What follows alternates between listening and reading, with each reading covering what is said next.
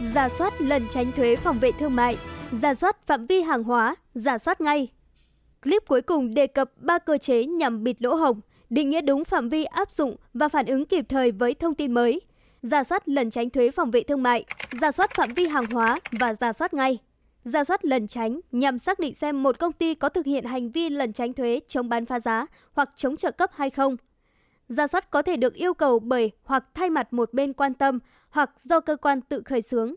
Hồ sơ cần có mô tả chi tiết cách thức xảy ra, chủ thể tham gia và tác động tới hiệu quả của biện pháp ban đầu. Hành vi lẩn tránh thường thể hiện ở sự thay đổi mô hình thương mại giữa nước thứ ba không chịu tác động của biện pháp và Vương quốc Anh hoặc giữa các công ty tại quốc gia xuất khẩu đang chịu biện pháp. Ở việc phát sinh hoạt động, quy trình hoặc công việc không có lý do kinh tế hợp lý ngoài mục đích né thuế. Ở việc hiệu quả của mức thuế bị suy giảm liên quan đến khối lượng và giá nhập khẩu. Và ở khả năng hàng hóa vẫn bán phá giá hoặc tiếp tục hưởng lợi ích trợ cấp. Trong phân tích, cơ quan xem xét bản chất mối quan hệ giữa các bên trong chuỗi xuất khẩu, thời điểm thay đổi và tính chất của sự thay đổi mô hình thương mại. Kết quả có thể là duy trì mức thuế hoặc điều chỉnh mức thuế. Nếu điều chỉnh, biện pháp có thể áp dụng đối với một phần hoặc toàn bộ hàng hóa thuộc phạm vi. Đối với hàng hóa từ nước thứ ba hoặc đối với các nhà xuất khẩu cụ thể trong trường hợp có sự tái tổ chức kênh xuất khẩu và bán hàng. Rà soát phạm vi áp dụng hàng hóa là hoạt động xem xét liệu mô tả về hàng hóa thuộc phạm vi biện pháp chống bán phá giá hoặc chống trợ cấp có cần điều chỉnh hay không để bảo đảm đúng loại hàng hóa được đưa vào phạm vi. Rà soát có thể được đề nghị bởi một bên liên quan hoặc do cơ quan tự khởi xướng. Nếu theo yêu cầu, việc khởi xướng chỉ thực hiện sau ít nhất 1 năm kể từ khi biện pháp được áp dụng hoặc điều chỉnh. Hồ sơ phải cung cấp bằng chứng cho thấy hàng hóa hoặc mô tả hàng hóa cần được điều chỉnh, và bản chất điều chỉnh không đủ để biện minh cho một cuộc điều tra mới. Khi cân nhắc khởi xướng, cơ quan xem xét liệu với thông tin hiện có vào thời điểm điều tra ban đầu, hàng hóa nêu trong đơn có được đưa vào phạm vi hay không. Mối quan hệ giữa hàng hóa trong đơn và hàng hóa tương tự trên thị trường nội địa, bao gồm khả năng thay thế. Tác động của điều chỉnh phạm vi đối với hiệu quả dự kiến của biện pháp, liệu thay đổi có gây tổn hại đến lợi ích của bất kỳ bên liên quan nào, liệu vấn đề có thể được giải quyết bằng các quy tắc hải quan và các yếu tố liên quan khác.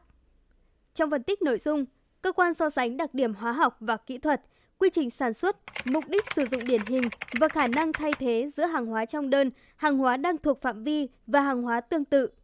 Kết quả có thể là giữ nguyên mô tả hoặc sửa đổi mô tả hàng hóa thuộc phạm vi biện pháp.